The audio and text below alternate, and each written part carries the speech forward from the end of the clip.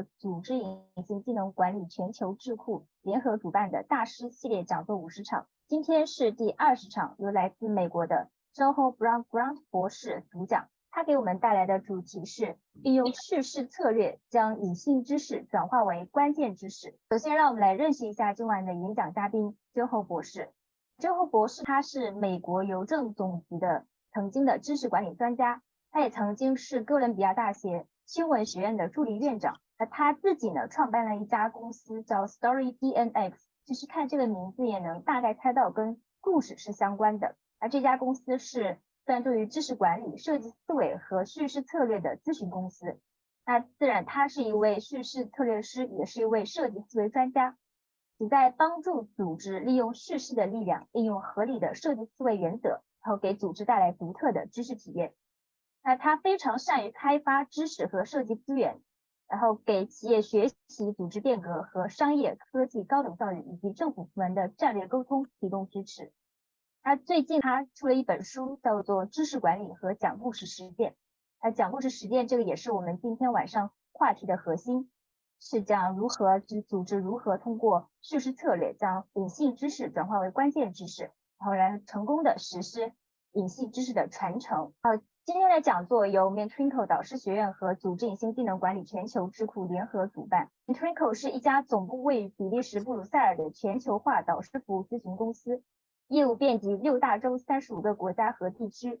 我们提供的导师技术课程、服务流程标准以及服务团队都获得了欧洲导师与教练协会的专业认证。Mentrinkle 中国是一家注册在上海的中欧合资企业。我们是在2019年的11月首次把欧洲导师技术正式引入中国。组织隐性技能管理全球智库 GO-TKM 是注册在比利时布鲁塞尔的非营性国际智库。这个智库旨在推动组织隐性技能管理在全社会的应用，推动人类的高效率学习。好，接下来就有请我们今晚的演讲嘉宾Johel博士。Okay, now let's warmly welcome Dr. Johel Brown-Grant. Hello, I'm Dr. Johel Brown-Grant, Principal and founder of StoryDNX, a consulting company focusing on knowledge management, design thinking, and storytelling. I want to thank the Global Organizational Tacit Knowledge Management Group for their invitation to this webinar and for the opportunity to share what I have learned throughout my years of research into how narratives and stories can be used by organizations to share knowledge across groups, across teams, and how knowledge can be used to enhance the knowledge capabilities of an organization. For this presentation, we will focus on a few elements that you see in the agenda on the screen. The first one will be what is critical knowledge.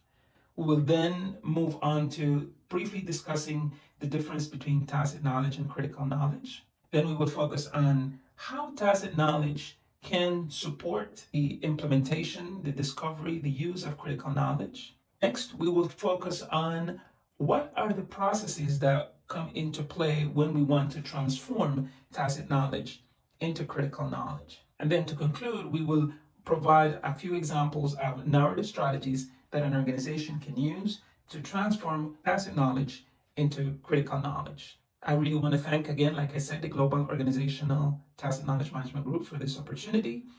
And let's get started. So I want to begin by asking the question, what is critical knowledge?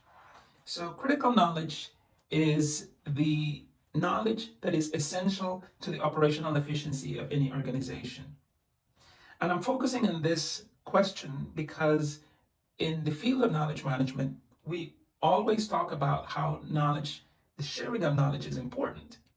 But not all knowledge in an organization is critical. There is knowledge that is critical and there is knowledge that is not necessarily critical, but may still be important. My conversation today is about critical knowledge. The knowledge that, as I said before, is essential for the operational efficiency of an organization. And I want to explore that a little bit more by looking at 4 pillars to expand a little bit on that definition. When we talk about the knowledge that is essential to operational efficiency, we're talking about 4 aspects. One of them is, how urgent is that knowledge? Is it knowledge that without without it, processes may not be completed. In that case, we're talking about urgent knowledge that is essential, as I said before, for a process to be completed.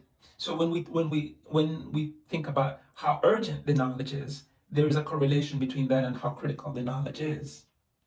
How relevant the knowledge is. Is it important enough for a project, or is the information contained in that critical knowledge necessary for a process to happen, for a strategy to unfold, for a project to be implemented? Meaning then, the relevance of that knowledge, if the relevance is directly related to the actual implementation or the actual the carrying out of a series of tasks, if the information pertains to that, then we're talking about critical knowledge, meaning that the knowledge is relevant and it's urgent for the task or the project or the process to be carried out. Two more aspects that are important to understanding the concept of critical knowledge is importance. How important is the knowledge for a process to unfold?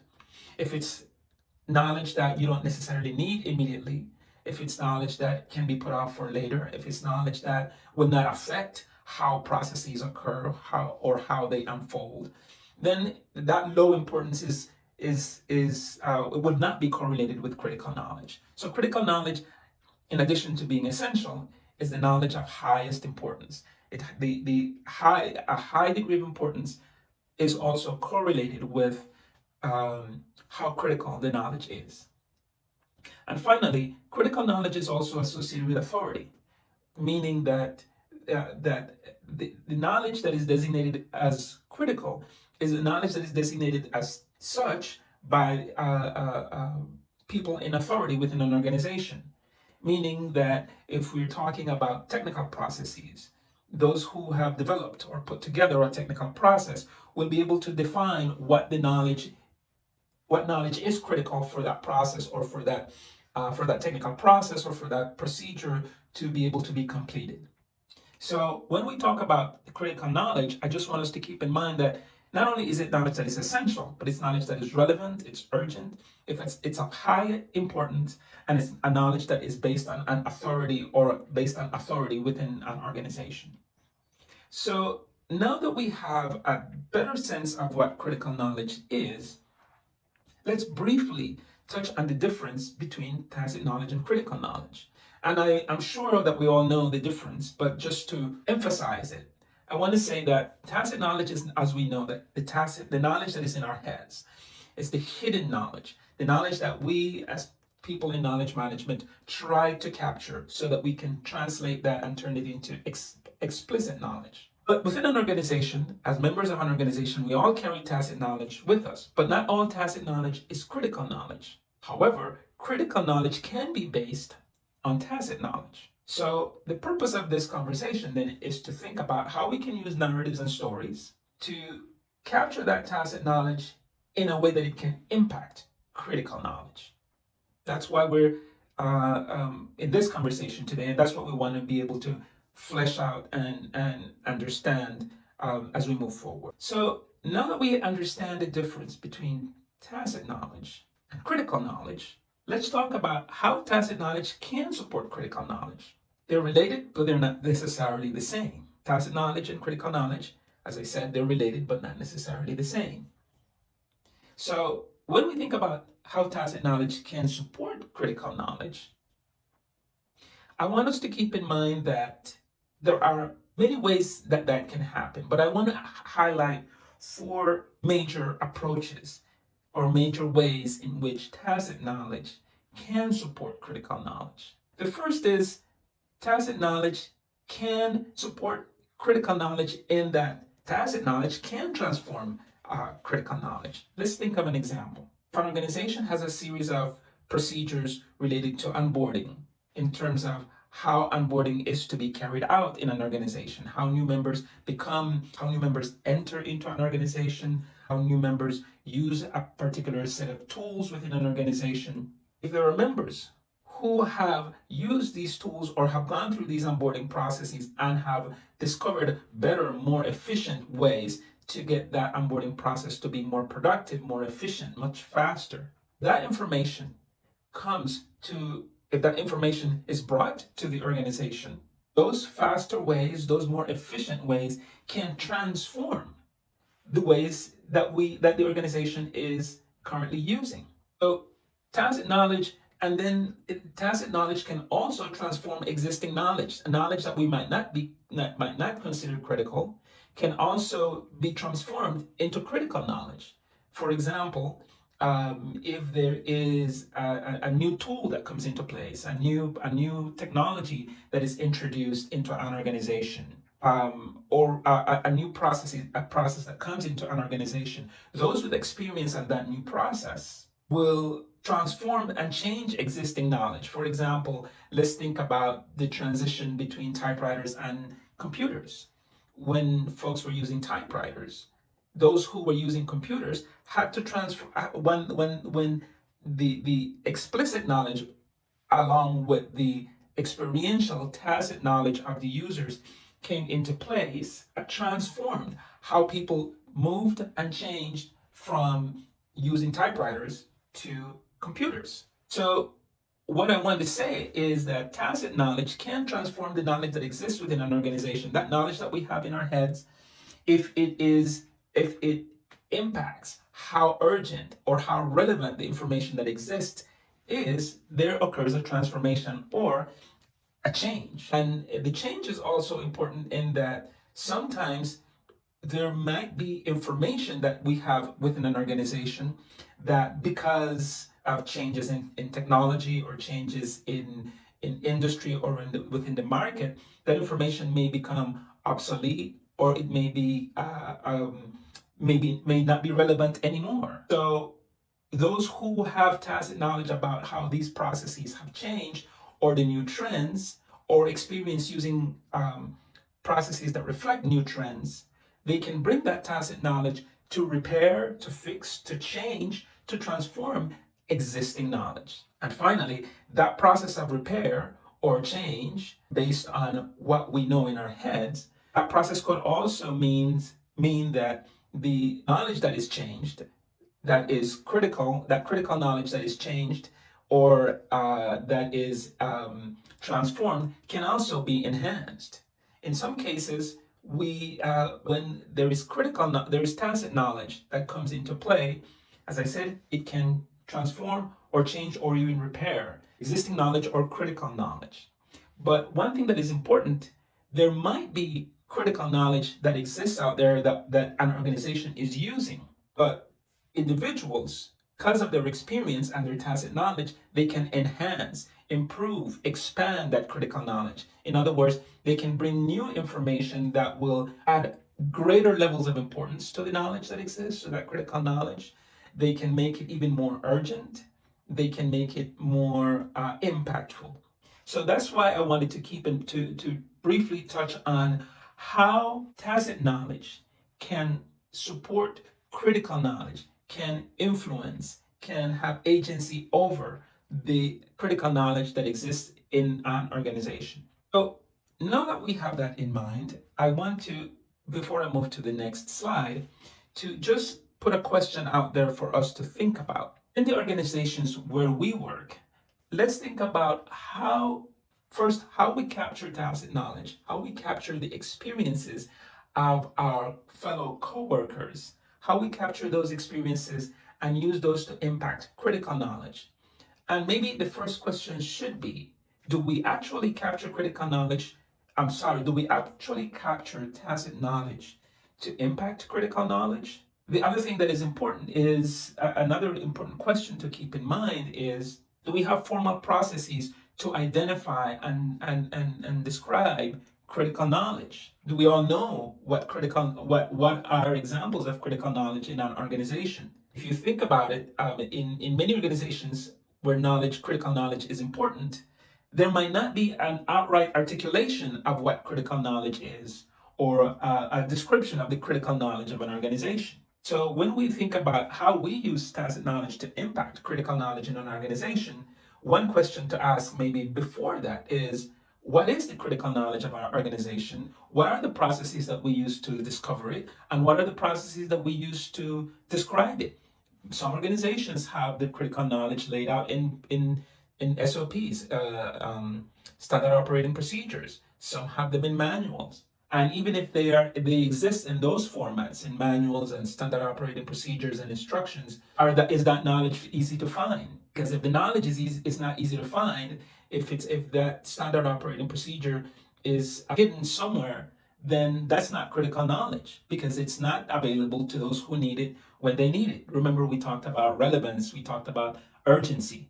So critical knowledge then is a thing that or is a concept that I want us to think about in terms of what is our relationship within our organization with critical knowledge. So now that we have that in mind, let's think about what are the things that that can be done in an organization to transform critical knowledge or transform tacit knowledge into critical knowledge. So I want to take a minute to talk about the processes that support knowledge transformation. And let me explain by that what I mean. Since we talked about what we can do, or what we could do, I should say, to capture tacit knowledge and transform it into critical knowledge, I want to review some of the strategies that are available to us to support that knowledge transformation. So as you see on the screen, one of the things that we want that we have to think about when we talk about knowledge transformation is first think about having a clear understanding of how knowledge flows in our organizations. Having a knowledge audit. Many companies with standing knowledge management teams have gone through processes of knowledge audits. So if there is a knowledge audit in an organization, any documentation or any PowerPoint presentation summarizing either the knowledge flow or the knowledge or the results of a knowledge audit, that's one place where to start, because we have to, before we think about critical knowledge in terms of how we can take that knowledge and enhance it by bringing tacit knowledge to bear, we have to understand what is the state of knowledge management in the organization. This goes back to the question that I mentioned previously, where I said, what are the processes that our organization has in place to define and determine critical knowledge? How is that knowledge articulated and expressed? How is that critical knowledge articulated? Where it is stored? How we can get access to it? The first process to support that transformation of knowledge from tacit knowledge to critical knowledge is to first know what is the state of knowledge in the organization. Then the next process that can support knowledge transformation, remember, we're talking about how we can use narratives and storytelling to capture critical knowledge, is to also do a narrative audit. And this I talk about, I've done narrative audits for organizations that I've worked with my company. A narrative audit is basically an audit that allows the organization to understand how stories are captured, how stories are shared within the organization. What are the stories? Who tells the stories in the organization? What are the stories about? What are the themes across those stories? Because we live in organizations filled with stories, we want to know what is the organization doing to capture those stories, how can people get access to them, and most importantly, how are those stories used? How are they integrated within the knowledge flow of an organization? So the second step that must be followed is the execution, or the implementation, I should say, of a narrative audit, to be able to understand how narratives, how stories are shared, and how they're integrated within the knowledge flow of an organization. Then the other point that is important within the processes that we want to follow to transform or to support the transformation of knowledge from tacit knowledge into critical knowledge is we need to do an audience analysis.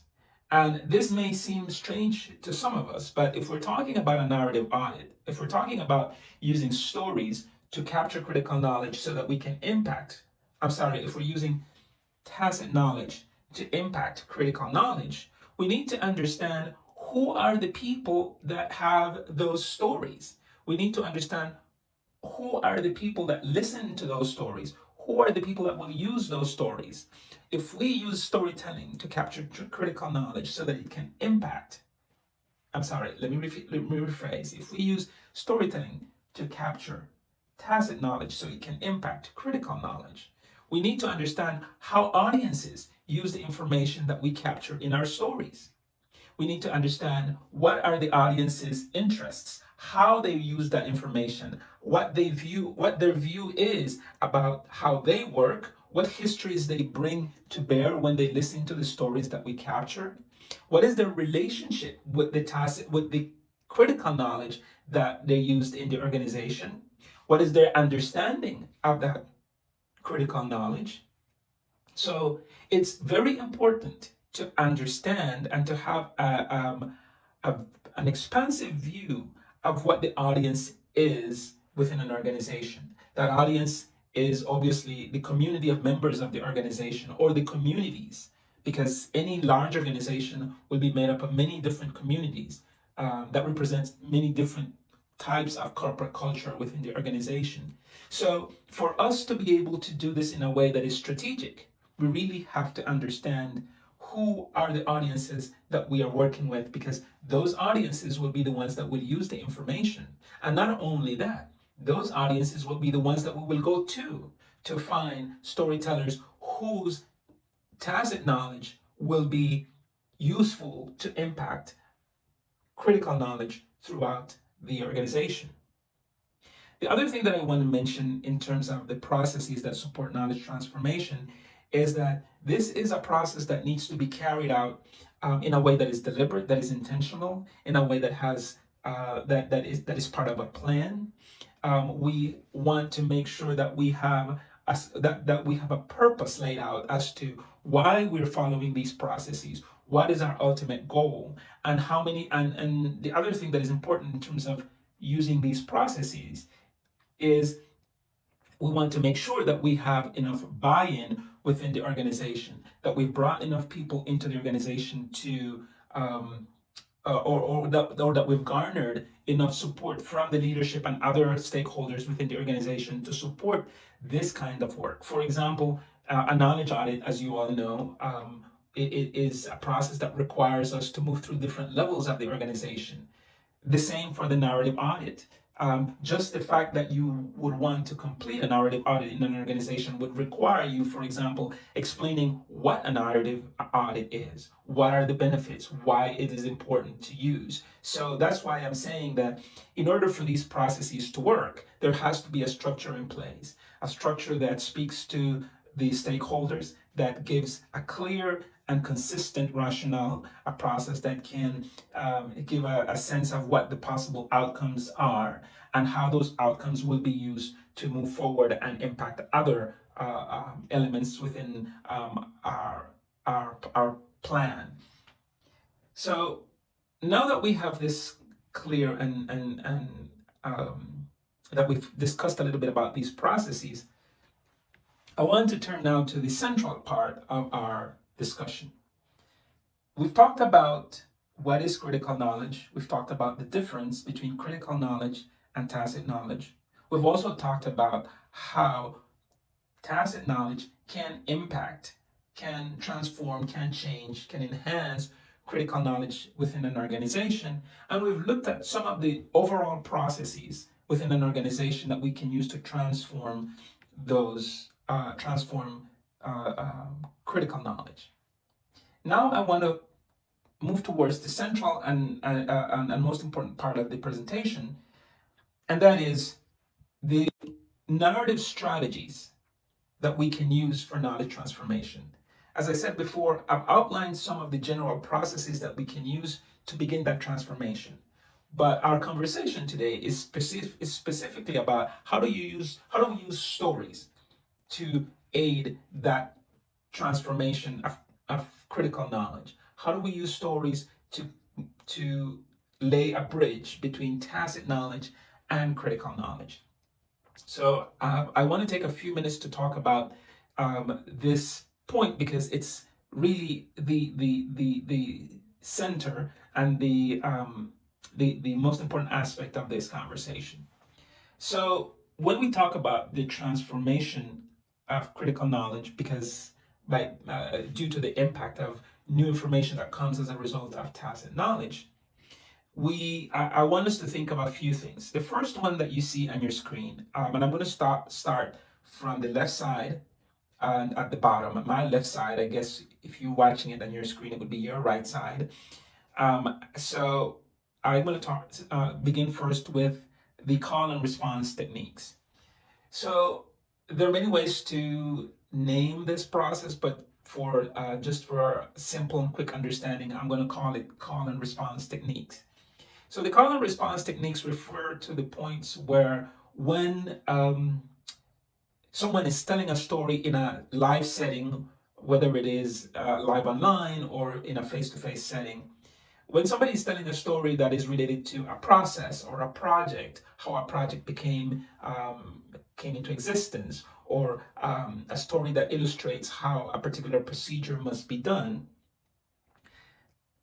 or a story that is about how a process failed, when the person is telling the story to a live audience, the audience is listening to the story, and the person who's telling that story has to be mindful of what the audience is, how the audience is responding.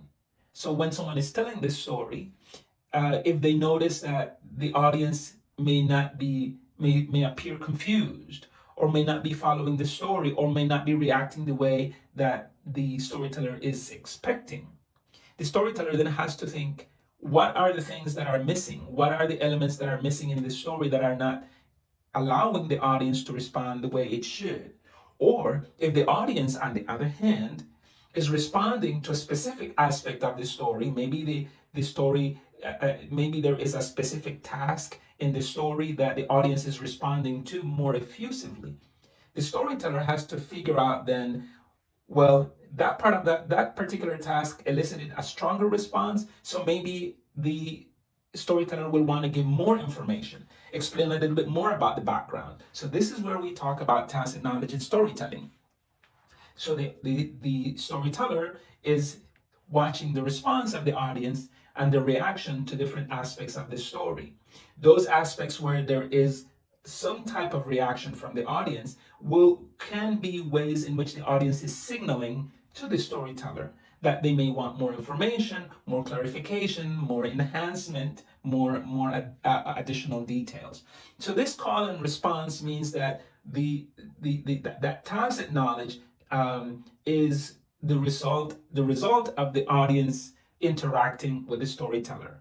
When a storyteller tells a story, they enter into a kind of a dance with the audience, where they bring the story and the audience gives its attention, but not only gives its attention, but it also reacts, it also communicates with the storyteller in a way that is nonverbal and sometimes even verbal. There may be stories where, or there may be settings where the storyteller is telling a story and they may get a question from the audience that may be about a particular process that elicits additional tacit knowledge from the storyteller.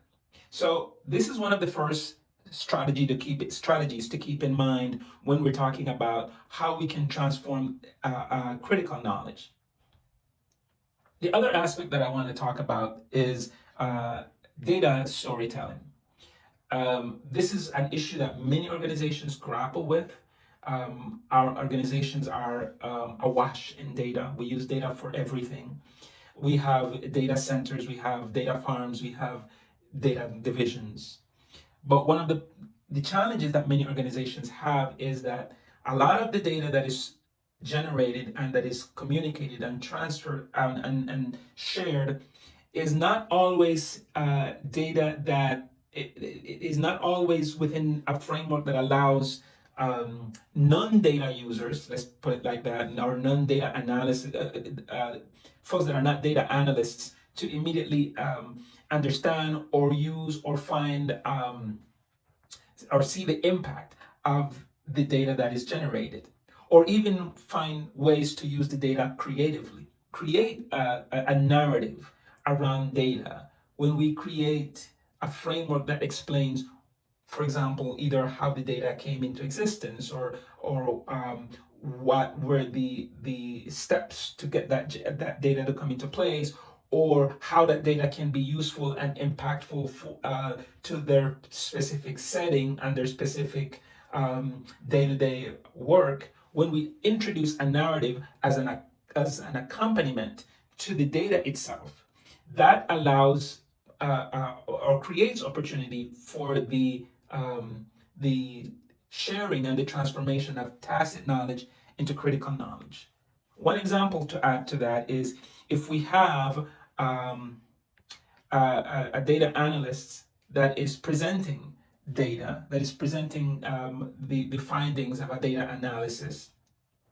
If the data scientist or data analyst is presenting this finding in the context of a story, then the analyst can then get into a place where it is more likely for them to give more context, broader context in terms of how the data was generated, as I said before, or how the data could be used. And if we think about data storytelling, for example, in a situation like the one we mentioned before, the call and response, if there is a narrative around the data analyst is presenting it in the form of a story, they can get into that call and response where they can give the audience a chance to ask questions, to talk a little bit more about the context of the data. So that context that we bring to the data in many ways is tacit knowledge, because it is the knowledge that the data scientist had in their mind in terms of when the data was either collected or when they thought about how the data could be used for a particular process. The other aspect in terms of how narratives can impact or transform knowledge are related to aspects that is about assessment and evaluation. So when we think about that, when we think about stories within an organization, one of the things that is important in terms of capturing tacit knowledge that could impact critical knowledge is we want to have in place either checklists or some form of assessment to decide what are the how do we evaluate or assess that we have a good story. How do we evaluate or assess that the story is going to, that we're capturing critical knowledge, that we're capturing tacit knowledge that will impact critical knowledge. So what I want to bring forth in this point is that it's important to have mechanisms to judge the usefulness, the utility of the information that we're gathering.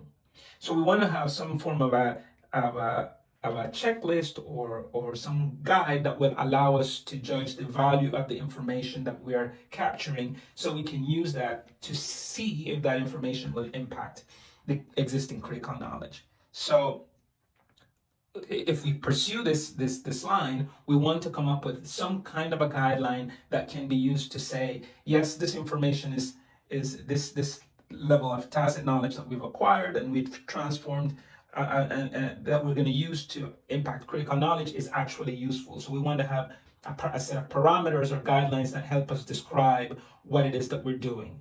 And this goes back to what I mentioned at the beginning in terms of articulating what is critical knowledge, where it is, how we capture it. So having some form of evaluation or measurement that allows us to know that what we're doing is in fact what we want to do is an important strategy to impact the transformation of knowledge. And then we have two more as we move forward toward the end of this. The other thing that is important, and I mentioned this before, is we want to have a strategy that talks about how we integrate that knowledge that we captured into the workflow. For us to take tacit knowledge and have it transform or change or impact critical knowledge, we have to have a strategy that allows us to connect that tacit knowledge to the workflow, to the of the organization, to the day-to-day. How do we take those stories that we've captured, those perhaps personal stories, stories of how a project came into existence, stories of how something, what lessons we learned, how we take that story and integrate it in the workflow is critical. It's essential for that story to be able to really impact critical knowledge. So what I want to bring to mind is that the mere capturing of a story, a personal story that has important levels of tacit knowledge is not enough. What is important is that once that is captured, that we find ways to integrate it within the workflow. That is where the true impact, the true change, the transformation, the connection, the enhancement will occur. It will only occur when we're able to integrate it within the workflow. So that is another strategy that we need to keep in mind, the integration of those narratives within the workflow, the connection of those stories to the day-to-day of our organization. That is why it is important to pay attention and understand the culture of the organization, the cultures, the communities, that audience that we are reaching out to. And then the final process is about, in terms of impacting critical knowledge in an organization with tacit knowledge. I have two basically bundled up in one. One is we want to offer some sort of a training or some sort of a instructional approach to how people are learn to share personal stories. We want to make sure that we are give people an opportunity to find ways to use their personal stories to share critical knowledge, to share tacit knowledge. So if an organization can develop a guide or have staff members that can guide others in terms of how to share a personal story related to a project, related to a process, in a way that that person is sharing critical information that they may have that only they would have. If we have some form of a guidance or training or practical advice, that would take the organization, that would take us very far, because we have personal stories that may be filled with important tacit knowledge, it doesn't necessarily mean that we can automatically share it or share it very well or share it very efficiently. So it is important for an organization to then think about what it needs to do to be able to put in place either training resources or didactic resources that will help people to learn how to share those stories. And most importantly, to help knowledge management professionals find ways to take those stories and connect them to the organizational workflow. So training and education are very important elements within the strategies that we could use to transform, to aid knowledge transformation within our organizations. Now that we have gone through this process and that we've considered what are the strategies that we can use to impact critical knowledge in the organization, I want to just give you a little bit of a sense of how you can learn a little bit more about this. There's a lot of literature out there that talks about using narratives to impact knowledge sharing within an organization. I want to take an opportunity to tell you a little bit about what I have done, my work in this area. I have last year I published a book on knowledge management and the practice of storytelling.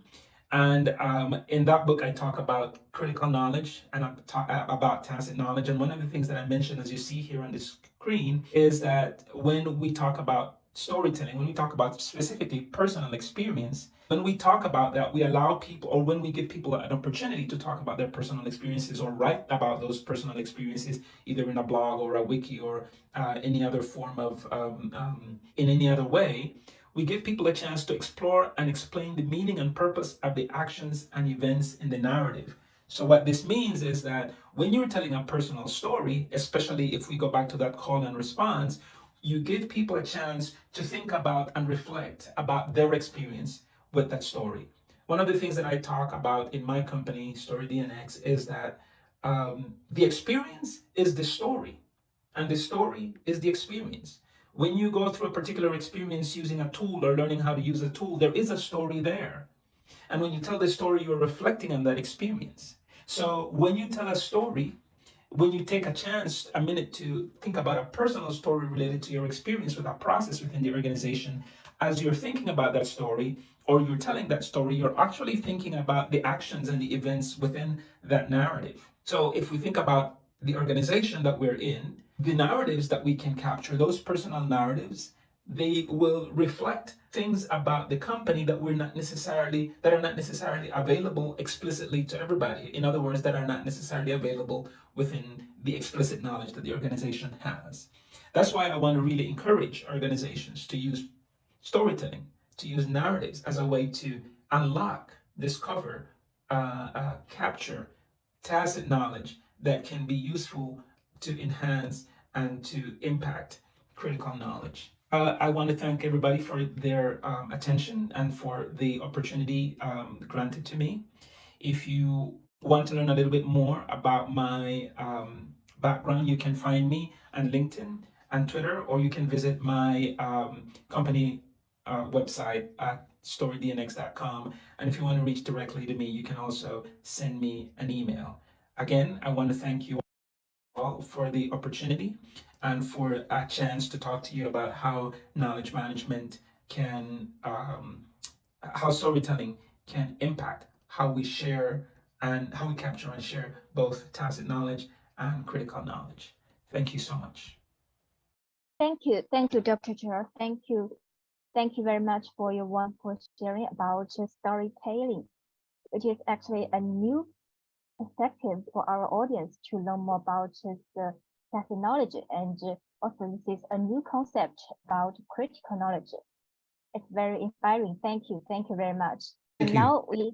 Now we have the Q&A, and 大家如果有问题的话，现在可以提问，然后我们的嘉宾呢会回答大家的问题。大家有问题可以直接话筒讲，或者是把问题输在聊天框里。其他平台的朋友们可以把问题反馈给我们的同事，我们的同事会把问题给到我们的嘉宾。Here is a question from the audience. I put it in the chat box. The first question is, what is the relationship between explicit knowledge and critical knowledge?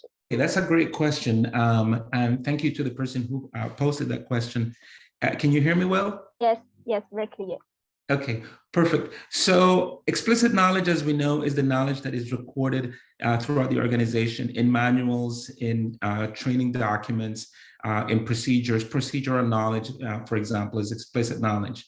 So our organizations might be have a lot of explicit knowledge, a lot of information may have been recorded, but the relationship between explicit knowledge and critical knowledge is that some of that knowledge that is explicit may be essential to the functions of the organization. So not all knowledge that is explicit knowledge is critical knowledge.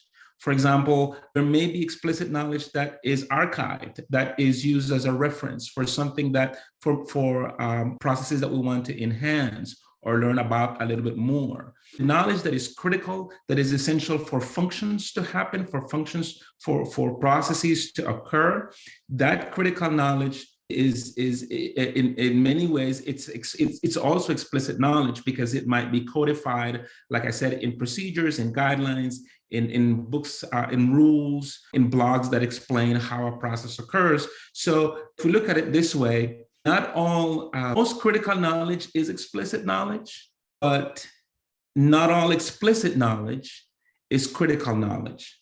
And knowledge can be explicit knowledge, but some critical knowledge can also be occur, like I was saying in the presentation, at a tacit level. Because when people are working in processes and people develop experiences using tools and performing functions, they might come into new knowledge that can enhance already existing critical knowledge. But in general, all critical knowledge tends to be explicit knowledge. I hope that answers the question for the poster. Thank you. 那首先第一个问题呢是，这位观众朋友问的是显性知识和关键知识之间的关系。我们知道很多就是它是我们就可以记录在各种公司的培训手册、各种公司的指南，可能说SNM。那组织里面有非常多的这样的知识是被记录下来的。那显性知识和关键知识之间的关系是在于，有一些显性的知识它是对职能部门非常重要的，那这种知识呢一般就是关键知识，但不是所有的显性知识它都是关键知识。比如说有的我们就是放在比如说公司的某个档案里，它只是可能大家用来就是说对公司部门的职能有重大的影响。那关键知识呢，它可以是显性知识，它也可以是就是被下来的记录在公司的各种规章手册里、各种指南里、各种流程程序里面。那总多数的关键知识这都是显性知识，但不是所有的显性知识都是关键知识。那关键知识它既可以是显性知识，也可以是隐性知识。因为像隐性知识，我们讲座里也提到的，可能在就是组织的技术性的，然后产生的这个隐性知识，也可能是我们个人或者是组织大家通过经验而得出来的隐性知识，或是在大家使用新的工具，在这个过程当中可能产生了一些隐性知识。这些隐性知识因为对职能、对公司的运营效率非常的重要，所以它是变成关键知识。好，以上的回答。Thank you very much. And there is a second question in the chat box from Jack. Thank you. I love that question, actually. The question is, what's the structure of storytelling? So to answer that question, I want to put it this way. When we think of storytelling, we think of stories. The structure of a story is very simple. The structure of a story is one where you have a beginning, which is sort of a background of a series of events or happenings. Then you have a middle and you have an end. That's the basic structure of a story. The beginning of the story, where you have an explanation of the conditions that put in place or put in motion a certain set of events. Then the middle of a story is usually that part where those events, that background that you explain, that background begins to unfold and you have a crisis, you have a problem. Usually stories are about something that happens. When I tell people, the simplest definition of storytelling is about something that happened. When you tell a story, you tell a story about something that happened to someone, someplace, somewhere. So the simplest structure of a story is you have that beginning where you have an explanation of the background or the background of the story, the middle of the story where there is a problem or a crisis, and the end of the story where that crisis comes to a solution, where you find a solution or a conclusion to the crisis or the problems. When you think of a story, you can think of stories that are about how something started, what you call foundational stories. You can talk about stories about the journey. For example, if you think in an organization, think about how a unit or how a company started. That's a foundational story. But you also have stories about the journey, how you completed a project. For example, if you think about here in the United States, NASA has a lot of stories that are about the journey, how they were able to, for example, build a space rocket that went to the moon or went to explore the solar system. Those are stories that are about the journey. You have stories that are about failure, which are translated in stories of lessons learned. So those stories, they all have that same structure. A beginning where you have an exposition of events, a middle where there is a crisis or there is something that occurs that needs a solution, and then the end where you achieve that solution or there is a conclusion to that process. And the second part of the question is, how do you teach people to tell a story? Well, that's a great question, because that's a lot of what you see in a lot of storytelling companies. To teach somebody to tell a story, there are many variables. All of us are able to tell a story, but when you're teaching somebody to tell a story, what you're trying to do is finding a way to get people to tell a story that is focused, that is centered on a particular goal.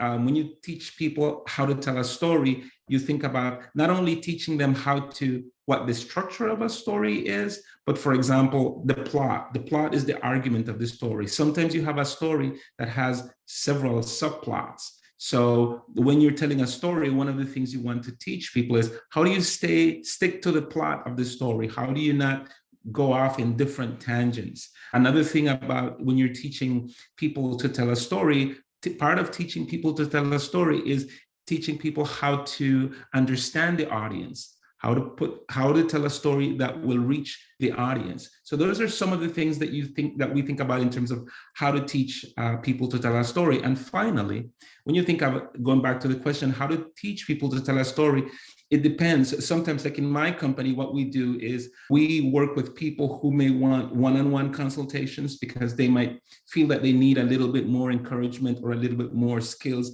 in terms of standing in front of an audience.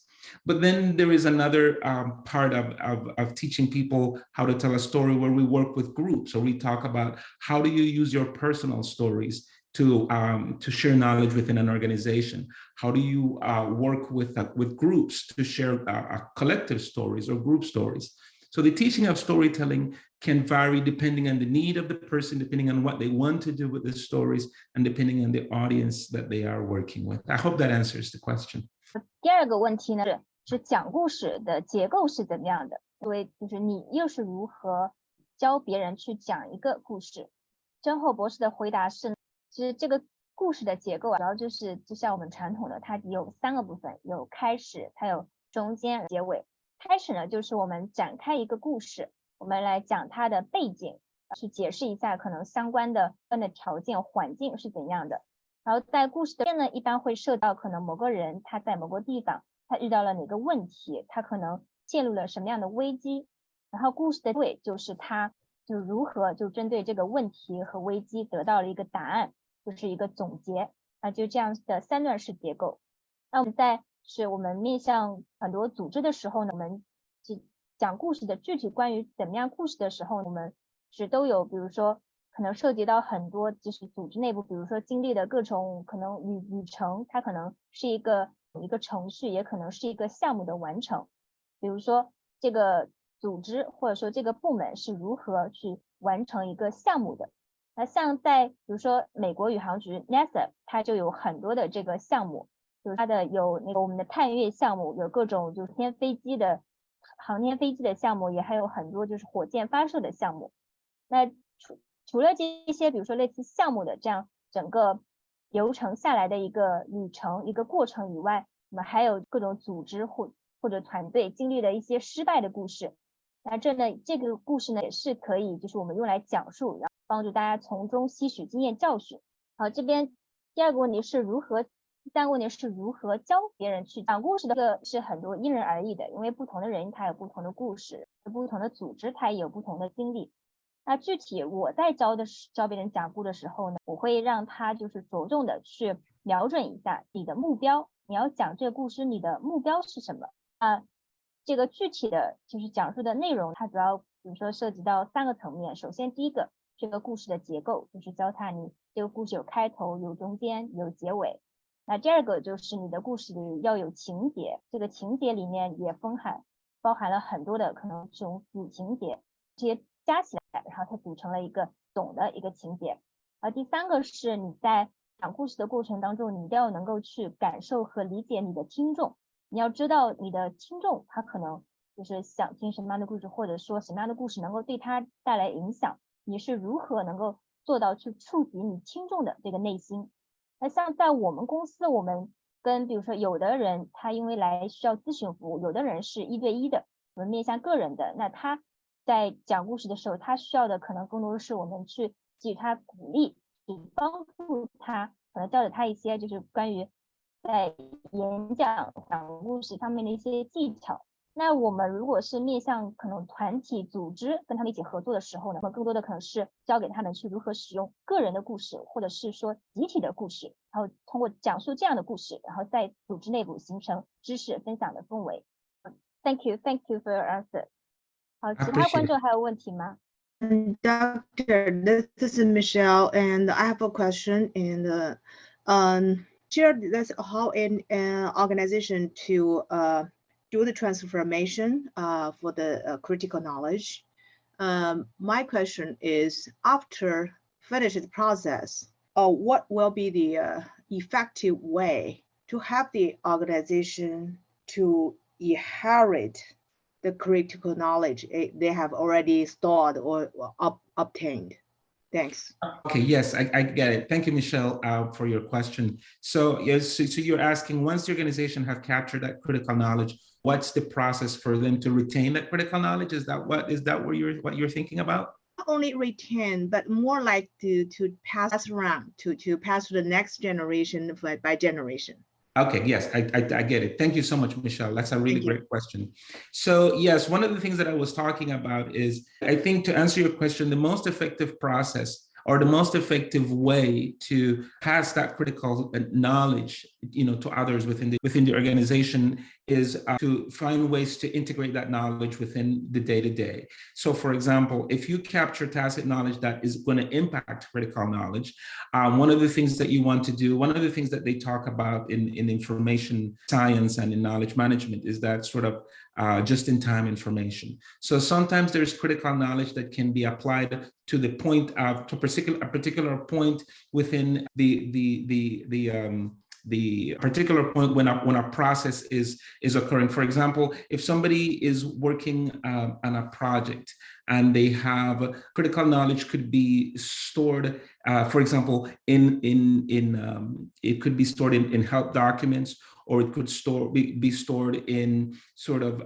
Q&As that could accompany how processes occur. Another way to sort of pass that information on, that is in lessons learned. Lessons learned is one of the most effective ways, because when you do lessons learned and you capture them in whichever format you capture them, whether it is on video or you capture them in audio or in written format, the lessons learned are related to specific moments in time when a specific action occurred, and the lesson is about what came out of that. So when you think of lessons learned, in many cases, lessons are about and not always, but in many cases, the lessons are about critical knowledge that came out of a particular experience that was not available before. So when that is captured in whatever format, some organizations have a database of lessons learned or a library of lessons learned that are organized by topics related to particular experiences or domains or processes. When those are organized that way and are made available, that is one way that we think about how the organization can pass that knowledge on. So I think your question has a lot to do with is that area of knowledge management that is critical, which is about how do we organize and store that knowledge. The knowledge has to be organized in a way that people can find it. Like I said, one example could be lessons learned, and of course there are other examples that like I mentioned before, like job aids and guides, or for example standard operating procedures, or they call SOPs. But however these are organized, which is very important, what is important is also that they are organized in a way that people can find them, and that they're organized in a way that is connected to folks' day-to-day experiences. That's why when we think about, for example, if we think of a manufacturing company, we want to make sure that, for example, standard operating procedures are available when those procedures are being carried out. That's one way that we connect that critical knowledge, to the day-to-day. So if we have that information organized in standard operating procedures, for example, then we are able to pass them on to others. So that's one way that we can do it. I wish that I had more time to sort of get in a little bit deeper in how, in how, other ways that we can do this. But the basic, just the basic answer to your question is that when we capture the knowledge in ways like lessons learned, in forms like lessons learned or standard operating procedures, and then we organize them in ways that people can find them, that's one way that we can make sure that that knowledge is transferred to other people and is passed on to other people. I hope that answers your question. And thank you, Michelle. Yeah, thank you. And actually, I have a following up question. I'm sensitive about time, and that's the same thing how this part in fact innovation. So that's the process around it.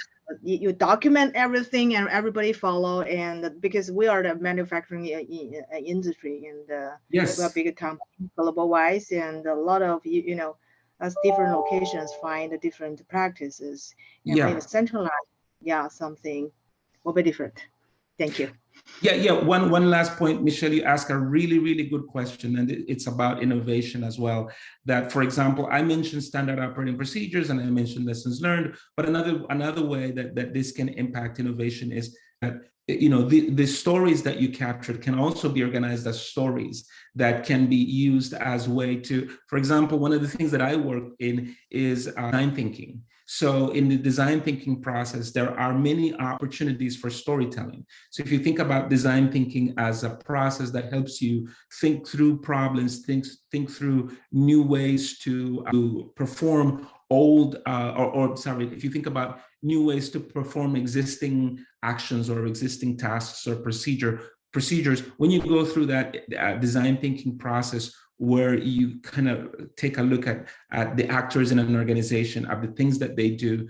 Each of those processes are processes where you are able to go through, where you can use stories to stories to talk about how either processes are changing, or like I said, use stories to rethink all processes, use stories to understand what the problem is. One of the big problems in innovation is about what is it that we're actually doing? What is it that we're innovating? What is the problem that we're trying to figure out? So storytelling is a way, especially, that helps you to kind of figure out.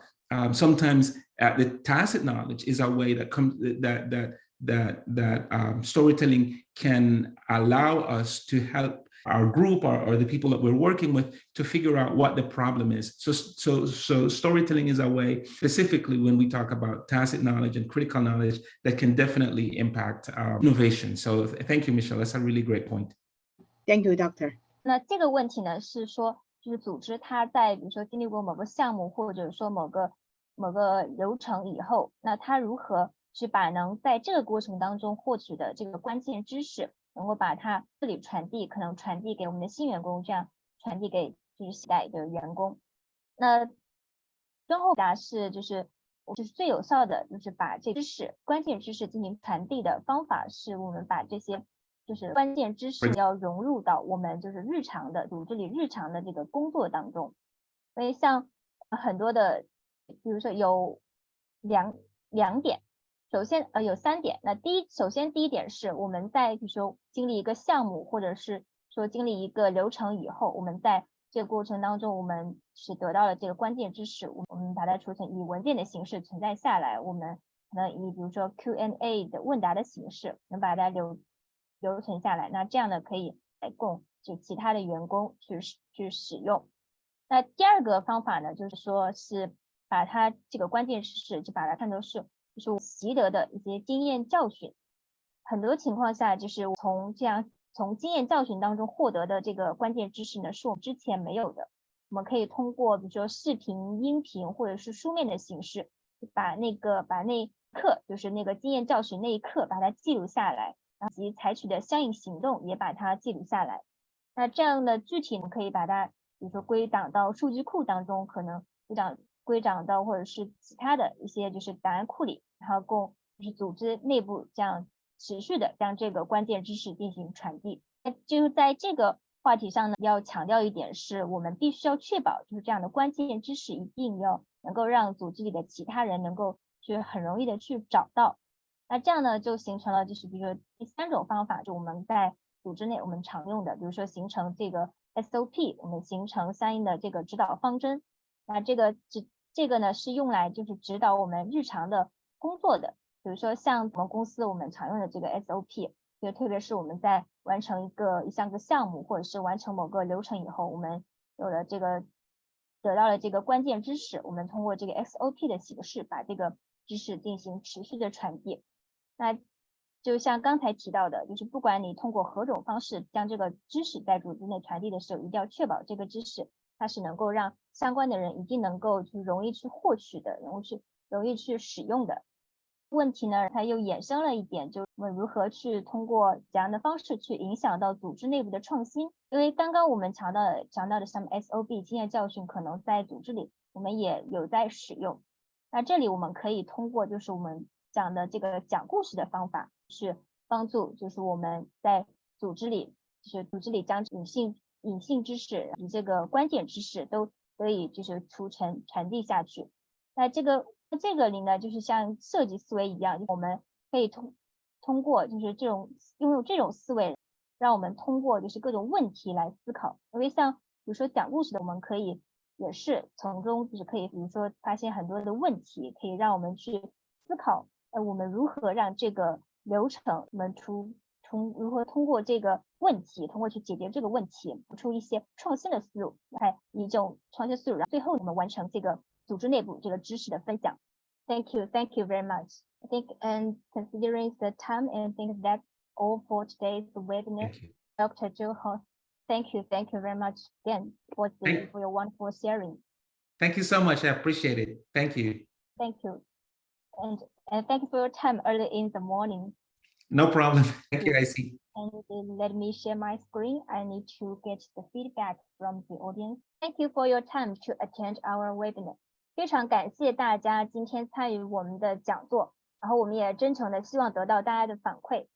那如果大家有任何反馈意见的话，可以扫下方的这个2维码，然后去写里面的一些相关的问题。那这样呢也能帮助我们做得更好。这里我们也做一下这个下期的预告。我们下期的组织隐性技能管理讲座是在3月29日。这天的演讲嘉宾呢是来自英国的 Dave Snowden 教授，他是 IBM 知识管理研究院以前的院长，是 Sifin 管理决策框架的创始人，同时也是 Sifin Co 这家公司的创始人兼首席执行官。他也是威尔士大学应用复杂性中心的创始人。他给我们带来的话题是如何通过讲故事和非正式渠道去编制和管理隐性知识流程。感兴趣的朋友可以扫右方的2维码，然后报名参与我们的这次讲座。在今天讲座最后呢，我们跟大家分享一个消息，是我们在今年的9月3号到5号，我们即将在瑞士达沃斯举办第2届组织隐性技能管理论坛。感兴趣的朋友可以点击右下方我们的官方网址 3w.GO-TKM.org 了解更多的信息，也可以去关注我们的动态。好，今天的讲座就到这里，非常感谢大家的参与，我们下次再见。